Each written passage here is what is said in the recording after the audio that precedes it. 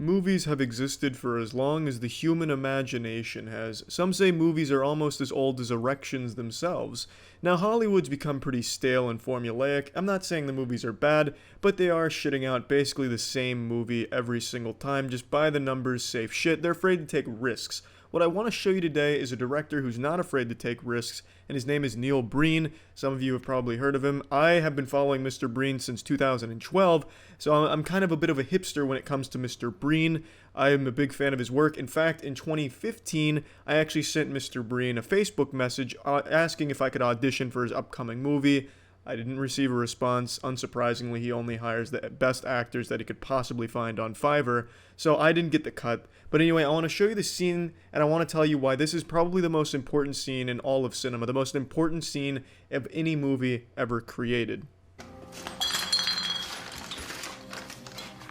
Jim! Jim! Call 911! Jim! Jim! How could you have done this? Jim!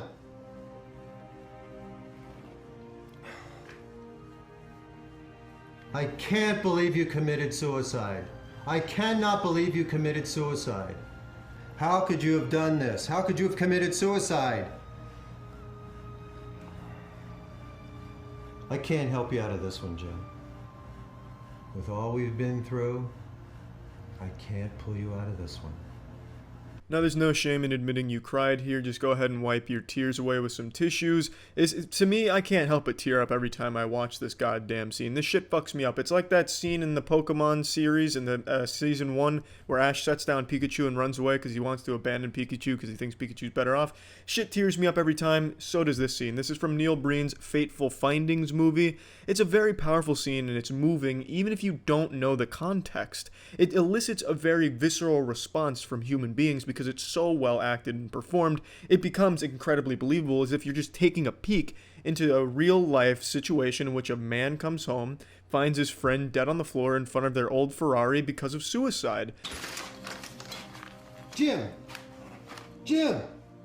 Immediately you can hear the panic in Breen's voice as he calls out to Jim to no avail. Jim has left the corporeal dimension, Breen knows it, but the shock hasn't totally set in yet, so he keeps helplessly crying out for his friend. Call 911! There's nobody else in the garage, so there's no telling who Neil Breen was truly targeting with the call 911 line. Movie scientists are still debating it to this day. Perhaps it was a metaphor, or perhaps he was calling out to Jesus Christ himself to dial 911. Jim! Jim! How could you have done this? Jim!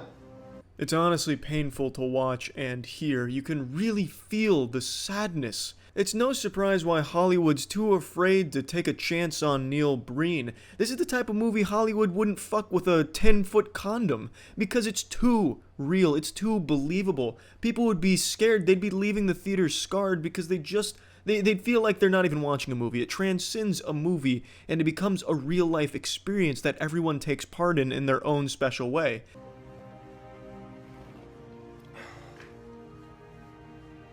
I can't believe you committed suicide. I cannot believe you committed suicide.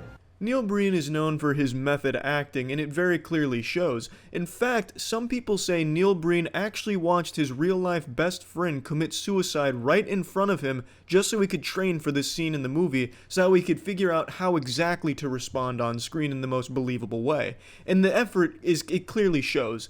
And he's also not afraid to shy away from showing you the bloody details and rubbing his friend's blood all over his face. Jim's blood now covers Neil Breen's entire face.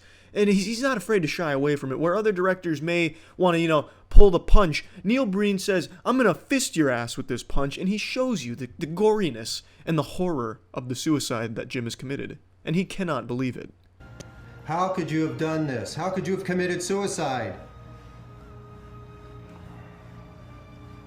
I can't help you out of this one, Jim. With all we've been through, I can't pull you out of this one. I don't think I need to point out why that ending there is genius. That's on the same level as Blade Runner, The Greats, the Citizen's Kane.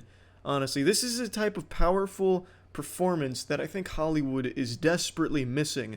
With their same basic shit being pumped out every year, month after month, they need visionaries like Breen on the big screen, and I think his time is coming. I really do think he's only a movie or two away from really busting it into the big spotlight, because he deserves it. The scene speaks for its fucking self, honestly. It's a beautiful one, and I highly encourage you to check out more of Neil Breen's work. Fateful Findings is only the tip of the iceberg.